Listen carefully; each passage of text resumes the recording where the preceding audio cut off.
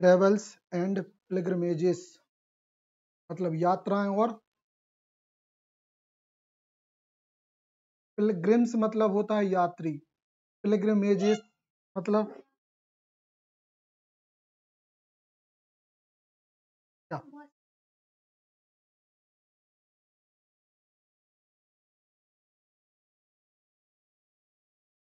है ना, तीर्थ यात्राएं। देखो, पिलग्रिम्स मतलब तीर्थ यात्री, पिलग्रिमेजेस मतलब तीर्थ यात्राएं, मतलब यात्राएं और तीर्थ यात्राएं, थोड़ा सा अंतर होता है। चलो कहानी बढ़ती है। जर्नी अक्रॉस इंडिया मतलब गुरु नानक देव जी ने पूरी इंडिया घूमी। Guru Nanak undertook extensive travels through out the Indian सब कॉन्टिनेंट, विजिटिंग होली साइट, जितने भी पवित्र जगह हैं सब जगह वो घूमे। इंगेजिंग इन रिलीजियस डिस्कशन, और वहां पे जो धार्मिक चर्चाएं होती थी उनमें भाग लेते थे। And spreading his techniques of unity and compassion, और चर्चाएं करके उनने अपने जिनसे भी चर्चा होती थी उनको ये बताया कि यूनिटी बनाने की टेक्निक्स क्या होती हैं, और और ना अपने को मतलब किसी भी चीज के लिए ना त्याग करना, कंपैशन, वो कैसे होता है। तो दो चीजें उन्हें, यूनिटी और त्याग, सिखाया लोगों को। ठीक, जहां जहां वो घूमे। चलो, visits to the middle east. Middle east मतलब जो अरेबियन कंट्रीज है ना। The Guru Nanak also traveled as far as Makkah and Baghdad, meeting with religious leaders and sharing his vision of harmonious society based on interfaith dialogues. Mecca Medina तक गए थे ये घूमने। Baghdad, Baghdad में जो खलीफा बैठता था ना, मतलब मुस्लिम धर्म का सबसे बड़ा गुरु, से भी जाके ये मिले और अपने हाँ, अपने आइडियाज को बताया। वहां पे भी सिखिज्म को मानने वाले बहुत सारे लोग हैं। ये पावर है, तो सिखिज्म छोटा मोटा धर्म तो नहीं है। Pilgrimage to the Himalaya, Nanak spiritual quest led him to the Himalayan mountain, where he is said to have experienced profound moment of enlightenment and connection with the divine. Himalaya के माउंटेन पे भी ये गए। अच्छा, हिमालय माउंटेन से मतलब क्या?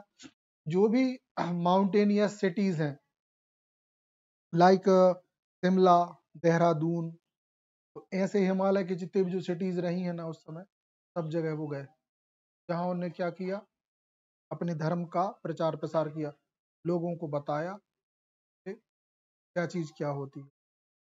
ठीक, ये था। Legacy and impact on society, प्रसिद्धि क्या है और इनकी इस प्रसिद्धि का प्रभाव समाज पे क्या पड़ता है। तो स्प्रेडिंग सिखिज्म, सिख धर्म फैला। Guru Nanak techniques and the founding of Sikhism were spread world wide, पूरी दुनिया भर में फैला इनका ये धर्म। किस वजह से? इनकी टेक्निक्स की वजह से। अच्छा, क्या टेक्निक्स? यूनिटी बनाने। देखो, देखा जाए तो हर धर्म यही सिखाता है कि लोगों को मिल के रहना चाहिए। हर धर्म, जितने भी धर्म देखोगे, सब धर्म में सिर्फ एक ही कोशिश की जाती है कि लोग मिल के कैसे रह पाए, क्योंकि दुनिया का सबसे टास्क यही है कि लोग मिल के रहें कैसे। देखो, इतना धर्म लोगों को जोड़ने की कोशिश करता है लेकिन फिर भी लोग टूट रहे हैं। कैसे टूट रहे हैं? परिवार टूट रहे हैं, लोग सिटीज में अकेले अकेले रहते, लोग आइसोलेटेड रहना पसंद करते। हर बंदा चाहता है कि वो अकेले ही रहे। समाज में रहना क्यों नहीं चाह रहा लोग? लोग क्यों नहीं चाह रहे एक दूसरे को पसंद करते? मोहल्ले के मोहल्ले में लोगों को पसंद नहीं करते। उसके पीछे एक ही रीजन, कि लोगों में एक दूसरे के प्रति विश्वास नहीं। सबकी एक दूसरे के प्रति ना कोई कमी है। अब जब सब लोग एक से होंगे तब जाके कोई भी चीज बढ़ेगी। ये सिखिज्म ऐसे फैला। फिर social reform, advocated for gender equality. Gender equality की इनने बात की, मेल फीमेल सब समान, है ना. Condemning caste discrimination, caste discrimination को इनने हटाया, छूत, है ना.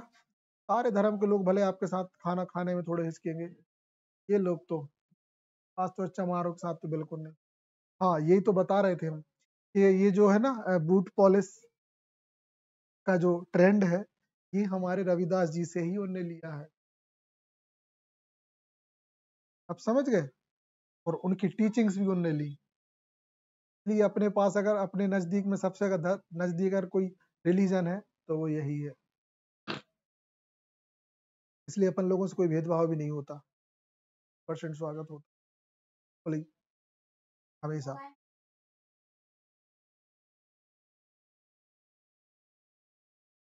यहाँ तक कि वो जो अपना गुरुद्वारा है ना, उसको बनाने वाले भी जाटो लोग ही, वहाँ अपने रिश्तेदार निकले, रिश्तेदार हैं हाजी के लड़के. पूरा गुरुद्वारा डिजाइन है ना करेली में, ये मंदिर मस्जिद ने भी जो टेम्पल से बनाने वाले कलाकार एक ही है. हेमेंद्र सर है ना, हेमेंद्र सर के सगे बड़े पापा के लड़के,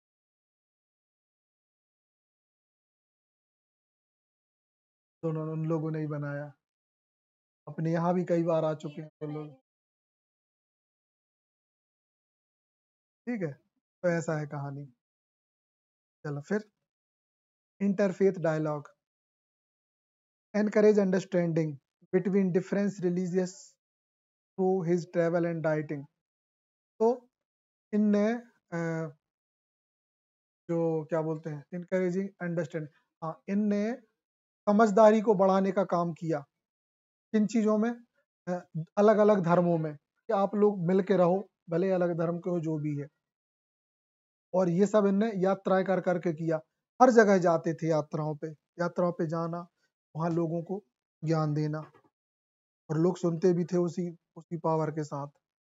तो गुरु नानक's profound impact on society continue to be felt centuries after his lifetime.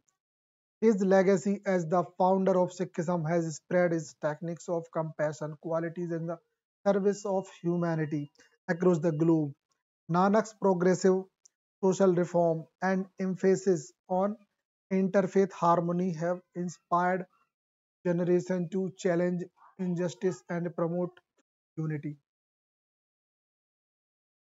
वक्त के साथ साथ ये तो एक्सपायर हो गए, लेकिन इनका दिया हुआ ज्ञान, इनकी दी हुई सीख है, आज भी लोगों के बीच में जो त्याग, समानता और मानव की सेवा, सर्विस ऑफ ह्यूमैनिटी, पूरी दुनिया में ये फैलाने का काम करती हैं सिख धर्म में, है ना. इसलिए आप देखना, कनाडा है ना, वहाँ पे बहुत सिख हैं, और वहाँ पे गुरुद्वारा भी भयंकर है. तुम कह नहीं सकते कि ये फॉरेन कंट्री है. वहां जाके देखोगे ना, तुमको चलते फिरते सिख मिल जाएंगे. हर 5 लोगों को अगर पूछोगे ना, तो दो तुम्हें सिख मिलेंगे, है ना. बड़ा शानदार सी कहानी है. देख के कहोगे यार गजब, ऐसा लग रहा भारत में घूम रहे हैं, है ना. तो ज्यादा प्रॉब्लम नहीं है. और बताओगे कि कहाँ से, तो इंडिया, तो वो बताएंगे हाँ अपनी भी फैमिली इंडिया ही से है, बस वो लोग यहाँ रह रहे हैं. आधा कनाडा तो इंडिया बन चुका है ना. ज्यादा फैले इंडियंस. अब देखें Guru Nanak philosophy and principles, मतलब गुरु नानक जी की जो दर्शन क्या था और उनके सिद्धांत क्या थे. अच्छा, दर्शन और सिद्धांत से मतलब क्या होता है कि वो क्या सोचते थे. दर्शन मतलब thinking, the way of thinking, क्या सोचते थे. तो वो सोचते थे वननेस ऑफ गॉड, ईश्वर की एकात्मकता. Guru Nanak core belief was the idea of single, formless, and all pervading divine entity that is the source of all creation. हाँ, कोर मतलब होता है अंदर का भाग। अंदर का भाग से मतलब होता है जड़। जड़ से मतलब होता है मुख्य एरिया। मुख्य एरिया से मतलब होता है वो पार्ट जो हर चीज के लिए रिस्पॉन्सिबल हो। आप समझो यहाँ कोर का मतलब क्या है। कहने का मतलब गुरु नानक का मतलब था कि जो सारे धर्म और जो सारी मानवता है उसका जो कोर है ना वो एक ही चीज है। और अच्छे से पृथ्वी है।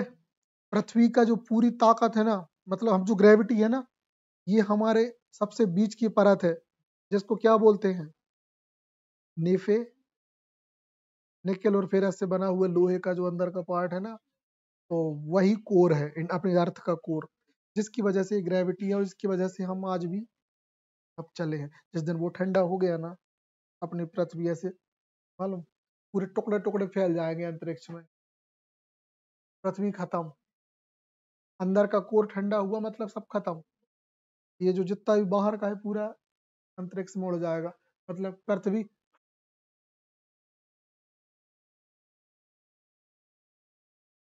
एक गोला था जो बहुत गर्म था, सिंपली ले। तो हर जो गोला होता है जब वो ठंडा होता है तो सरफेस से ठंडा होता है धीरे धीरे, लेकिन अंदर का पार्ट तो गर्म रहता है धीरे धीरे। ऐसा ही इसमें है, ऊपर से ठंडा हो गया अभी नीचे, लेकिन अभी भी ठंडा ठंड मतलब गर्म है, तो हो रहा है ये भी ठंडा धीरे धीरे। और उसी को कहते हैं पृथ्वी की उम्र। एक पर्टिकुलर टाइम के बाद पृथ्वी अपने आप नष्ट हो जाएगी, क्योंकि फिर क्या बचेगा। देखो एक कोयला होता है, कोयले को ऐसे जो अंगरा होता है वैसे रखो, धीरे धीरे आप देखना जब वो ठंडा होता जाएगा ना, जब वो ठंडा हो जाएगा ना तो वो राख बन जाएगा। राख सेम अपनी अर्थ है। तो आने वाला जो वक्त होगा वो ऐसा ही होगा। अपन तो जी अपन नहीं मर रहे, अपन नहीं मर रहे, नहीं अपन तो मर भी जे है, क्या पता दूसरा जन्म लेकर फिर से कोशिश करे अब हमें भी ना मरे, है ना। ठीक है, देखो टेक्नोलॉजी तो बहुत आ रही है, इंसान तो यहाँ रुकना ही नहीं है। इंसान बहुत आगे है, बहुत चालाक है इंसान।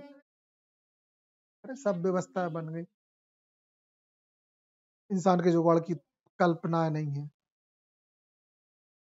तो इस नहीं, एक शानदार बात बता। तो ये वननेस ऑफ गॉड हो गया। फिर देखें इक्वालिटी एंड कंपैशन। इक्वालिटी मतलब देख चुके हैं हम, और कंपैशन में भी देख चुके हैं कि लोगों में समानता और क्या बोलते हैं त्याग, है ना, मतलब एक दूसरे के साथ एडजस्टमेंट। फिर डिवोशन थ्रू द सर्विस। हाँ, ये शानदार पॉइंट है, डिवोशन थ्रू द सर्विस। मतलब अगर आप किसी भी चीज के प्रति समर्पित हो ना तो उसकी सेवा करो। मतलब देखो आप भगवान को मानते हो ना, उस भगवान के बनाई गई रचना की सेवा करो, मतलब इंसान की। तो देखो Guru Nanak taught that true devotion to the divine comes through selfless service and dedication to the welfare of all humanity। Welfare of all humanity मतलब अ, सभी मनुष्यों के भले के लिए काम करना। और सेल्फ सर्विस मतलब खुद काम करना, जो भी कुछ करना है खुद करना, किसी से करवाने के लिए ऑर्डर नहीं देना। इसलिए तो जो गुरुद्वारे होते हैं ना, वहां आपको सेल्फ सर्विस होती है। खाना जो होता है आपको प्लेट खुद निकाल के लानी है, आप खुद यहाँ पे खाओगे, आपको खुद वो लोग, हाँ आपको खुद प्लेट धोनी है ना। हाँ, परसने वाला दूसरा इसलिए होता है क्योंकि वो लोग भी आते हैं सेवा करने अलग से। तीनों टाइम लोग सेवा करने वाले सेवादार कहलाते हैं, वो लोग अलग अलग सेवादार आते हैं। सेवादार आपका हाल चाल पूछेंगे, काम करेंगे, मेहनत करेंगे, जाएंगे, है ना। और खाना फेंका न फेंके ना, किसी भूखे के पेट में जाए, इसलिए वो लोग सेवादार होते हैं, उनको सेवादार बोलते हैं। तो ये चीज, तो यहाँ पे सिखिज्म में सेल्फ सर्विस को इम्पोर्टेंस देते हैं। ठीक है, ओके। फिर देखें इक्वालिटी एंड कंपेरिजन हो गया, सॉरी रिजेक्शन ऑफ रिचुअल्स। हाँ, बहुत शानदार। रिजेक्शन ऑफ रिचुअल मतलब कर्म कांडों का परित्याग, कर्म कांडों का परित्याग ऐसे समझो। अब कई का भगवान की पूजा करने हैं तो इतने सारे फूल चाहिए, अगरबत्ती भी चाहिए, धून धूनी का जो बुझो चाहिए वो चाहिए, तब ही हुआ भगवान प्रसन्न, नहीं तो मंदिर में ना जा सकत तुम। वो बोलते हैं कुछ नहीं, सिर्फ खाली हाथ जोड़ के आप गुरुद्वारे में आ जाओ, आपको ईश्वर मिल जाएंगे, कुछ लाने की जरूरत नहीं। अगर आप मानते हो गुरु को, बस खाली हाथ आ जाओ, आपसे कुछ नहीं चाहिए गुरु को, सिर्फ आपकी प्रार्थना चाहिए। नहीं, आए हैं लोगों की इच्छा से, आप जाओगे ना तो आपको भी उतना ही प्रसाद मिलेगा जितना एक चढ़ाने वाले को मिलता है, क्योंकि आप खाना खाने बैठोगे, वहां आपसे थोड़ी पैसा चढ़वाते हैं ना, वहां कोई पैसे वाला काम ही नहीं होता, आप चढ़ा ही नहीं सकते उस जगह। तो पैसा चढ़ाने के लिए तो अलग ही व्यवस्था होती है, जहां पे भगवान का जिक्र नहीं होता है। इच्छा तो वहां जाओ, दान पेटी अलग है। जो लोग होते हैं तो दान पेटी ईश्वर और खाने की दोनों जगह से अलग होती है, जिसकी है इच्छा तो उधर जाए। और सीक्रेट रास्ता होता है ताकि लोगों को शर्म ना आए, गुप्त तरीके से दिया जाता है। आप 1 रुपए भी अगर उसमें डालते हो तो आपको कोई देखेगा नहीं, 1 का डाल रहे हो या 1000 का, क्योंकि ना देने वाले को शर्म लगे ना लेने वाले को। दान दान होता है ना, पर्ची फाड़ के नहीं, दिखा के बुरा लगता है। सही है ना ये,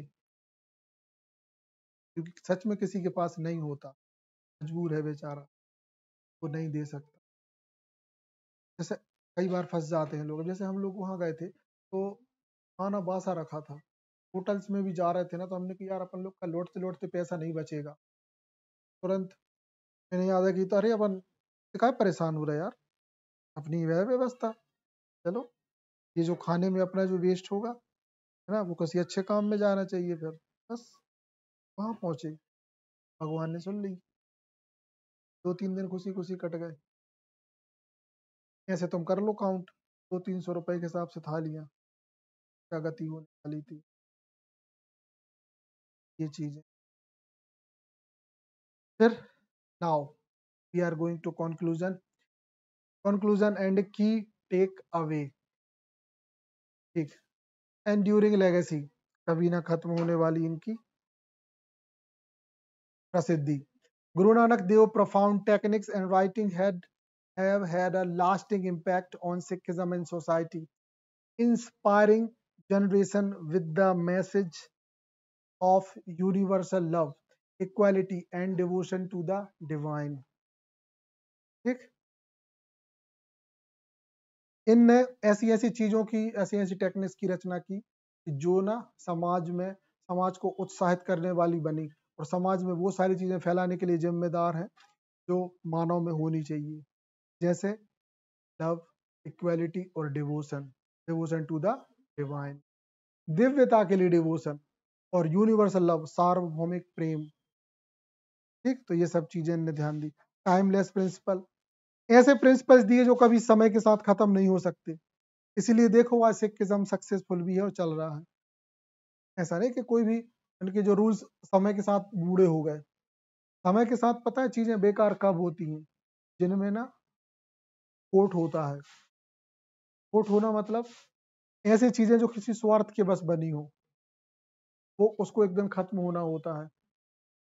जैसे रोमन चर्च में जो रिचुअल्स थे ना, वो ना लोगों की गंदी सोच की वजह से बने थे, कुछ फायदे के लिए। मतलब आपके पापों को माफ किया जा रहा है, तो कैसे माफ किया जा रहा है? 1000 कॉइन्स दो, एक मर्डर माफ। ऐसे में तो बंदा सोचता था अपने पास तो बहुत पैसा है, 8-10 मर्डर करके तो पाप से फ्री है, नरक में भी नहीं जाना, चलो 5 मर्डर तो आराम से कराएंगे, दो है। कई जगह चलता है ये क्या, ये पूजा पाठ हो जाती है, लोग करवाते हैं, कई क्या। हाँ,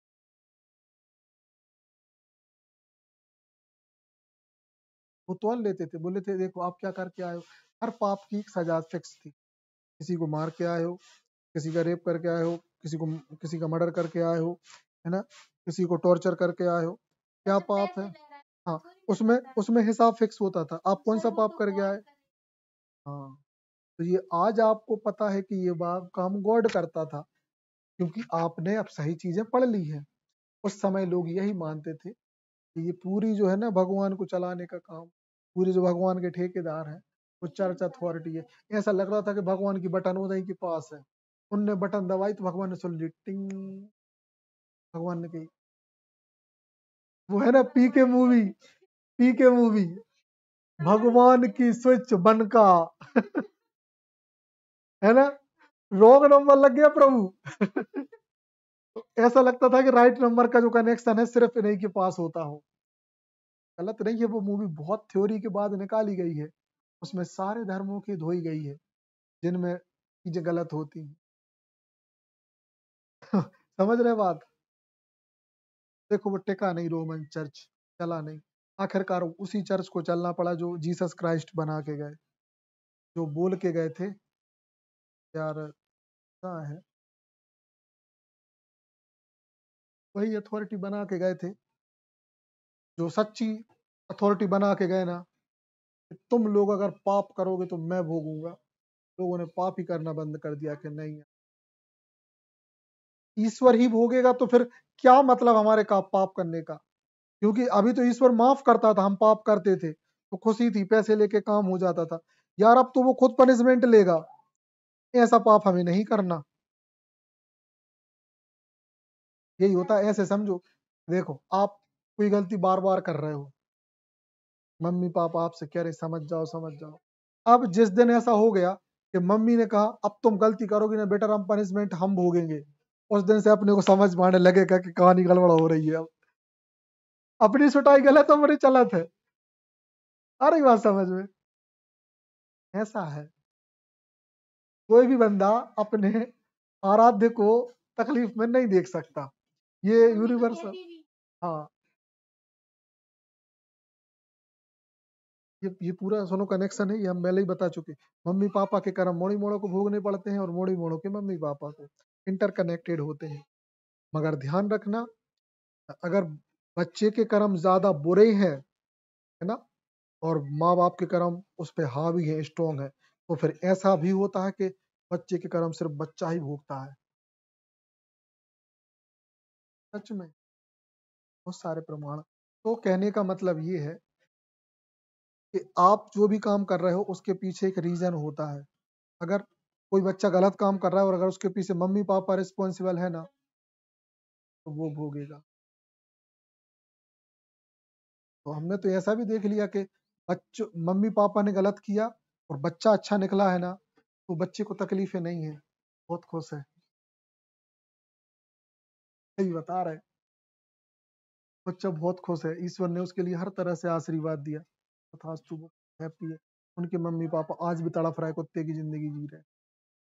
भले ही उस बच्चा उनको सब सुविधाएं दे रहा है, लेकिन फिर भी वो तकलीफ सह नहीं पा रहा है, शरीर में उनको प्रॉब्लम चल रही। क्यों? क्योंकि उन्होंने कर्म बुरा किया है, तो बच्चा तो अपना कर्म क्या करेगा, उनको सारी फैसिलिटी देगा। लेकिन आपके ही कर्म बुरे थे तो आप अंदर से ना भोग के मरोगे बेटा, क्योंकि आपने गलत किया। तकलीफ वही इंसान भोगता है जो करता है। और जब इंसान, अगर वो भोगने वाला इंसान पवित्र होने लगता है ना, सुनना, तो उसके जो बच्चे होते हैं वो और तरक्की करते हैं, फिर धीरे धीरे वो पाप उस बंदे के घुलते हैं, फिर वो बंदा अच्छी जिंदगी और लंबी जिंदगी जीता है। ये सिस्टम भी है, क्योंकि ईश्वर सिर्फ भोगवाता है आपको। जैसे आप पैदा होते हो ना पवित्र, आप उसके पास भी पवित्र जाते हो। ये थ्योरी हमारे हिंदू धर्म में बिल्कुल नहीं बताते कभी, कि लोग क्या कहते हैं, तुम पाप करो ऊपर जाकर तुम्हें नरक में स्वर्ग में फेंको जो है। हम इस थ्योरी को नकारते हैं, हम इस थ्योरी को नकारते हैं, क्योंकि हमने बहुत सारे धर्मों में देख लिया, फाइनल में ये पता चला, जो प्रैक्टिकल देखा कि लोग भोग के जाते हैं कहीं कहीं, एक ऊपर एक पवित्र आत्मा ही पहुंचती है। पानी लाओ, बहुत सारे एग्जाम्पल देख लिए, लोगों को बहुत तड़पते हुए देख लिया हमने। हमारे आस पड़ोस से लेके रिश्तेदारों में, जितना बुरे कर्म किए ना उतना भयंकर तड़फ निकली उनकी, ऐसी चीखें, ऐसे धुसड़े हैं वो, अपन को देख ही के लगे पूरे पाप धुल गए यार, जो जो किया था बंदे ने। और लास्ट में जब मौत को देखता होगा तो बिल्कुल साफ निश्चल एकदम पवित्र बच्चे की आंखों से देखता होगा कि हाँ मौत आ गई, क्योंकि मौत तभी ले जाती है जैसा हमने छोड़ा था वैसा ही मुझे चाहिए। आत्मा पवित्र जाती है और पवित्र आती है। अपने शरीर में जो गंदगी की है ना वो गंदगी भी क्लीन करके ही जाएगा। मैं बहुत रिश्तेदार देखे, सबके बैकग्राउंड हमको पता है, सबके एक एक बातें याद है, सबकी एक्टिविटीज याद है, बहुत सारी चीजें हम बहुत ऑब्जर्व करते। सबसे बड़ी बात ये थी कि हम कभी बोलते ही नहीं थे ज्यादा, एक इंट्रोवर्ट बच्चे से हमेशा सुनते ही रहते थे, जहां जा रहे सिर्फ सुन रहे, लोगों के बीच में बैठ रहे सिर्फ सुन रहे, कभी बोले ही नहीं है। ना सुने हैं, बहुत सुने हैं लोगों की बात, वो सब दिमाग में कैद है, तो पता चल जाता है।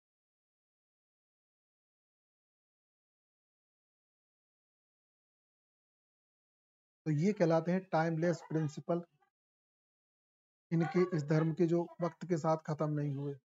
फिर होता है स्पिरिचुअल एनलाइटनमेंट, आध्यात्मिक एनलाइटनमेंट मतलब होता है अंतरात्मा में उजाला है। तो स्पिरिचुअल मतलब धार्मिक, एनलाइटनमेंट मतलब अंतरात्मा में उजाला। तो इनकी जो प्रैक्टिसेस थी, इनका जो नजरिया था, इनका जो तरीका था, रोड मैप है ना, वो इनर पीस, अंतर मतलब मन की शांति, कनेक्ट विद डिवाइन, डिवाइन से जोड़ना, and strive of personal transformation, और खुद की अंदर से बदलने का था। और सही भी है, सिखिज्म में जो सही सिख होते हैं ना बड़े प्यारे इंसान होते हैं ना, सही में धोखागिरी का काम ही नहीं होता। हमारे तो 3 से 4 सिख फ्रेंड हैं, वो लोग ना 1 रुपए का तो हरामखोरी नहीं करते। हम उनके रिश्तेदारों के यहाँ तक रात रुके हैं, कोई कमी नहीं रहने देते खाने पीने में, क्या बता दें। अब तक हम रहे हैं, बहुत शानदार लाइफ रही। जबकि हम 8th क्लास में भी थे ना, तब भी हमारा एक फ्रेंड था, उसके घर में जाते थे तो उसकी मम्मी हमेशा खाना खिलाती थी, जस्ट शारदा मंदिर के सामने, देख लेना एक तो हवेली बनी है, ये अलका टॉकीज थी ना, शारदा मंदिर के सामने देख लेना सब फैमिलीज हैं। अरे जाके देखना तुम, बहुत भयंकर की हवेली है, 3 मंजिला है, कम से कम 20-20 10 कमरे तो नीचे ही होंगे। वहां हम लोग जाते थे, कभी परहेज नहीं किया, वो उनकी मम्मी हमेशा बैठा के खिलाती थी, आओ बेटा, 6 7 8 की बात है, लोग भर पेट खा के आते थे। वहां पहुंच गए, मतलब पूरी मिलनी है, वो बेट रोको बैठो 2 जन, अंकित कोई बेटा बैठ, तू बैठ, दोनों के लिए हम कुछ बना के ला रहे। हम थोड़े से डरते थे, इतने बड़े घर में पेट खा रहे, कहते कि पेट तो होता है पेट, और खा कर चले, बस अब भी 2 मिनट लग रहे।